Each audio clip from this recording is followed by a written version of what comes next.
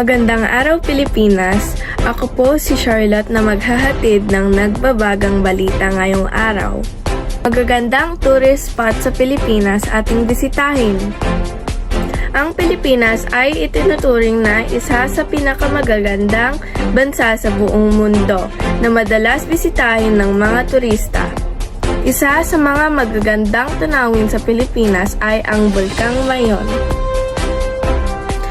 Ang Bulkang Mayon ay matatagpuan sa Albay, isang probinsya sa Bicol Region.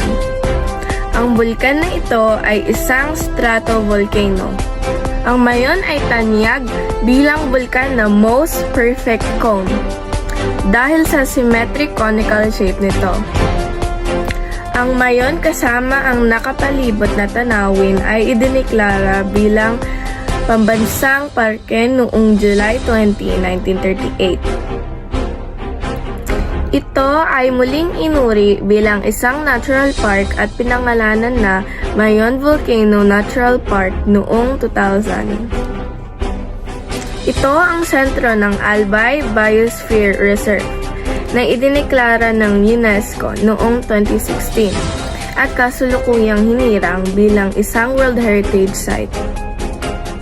Ako po muli si Charlotte para sa Balitang Pinas. Magbabalik ang Balitang Pinas makalipas ang ilang oras. Maraming salamat.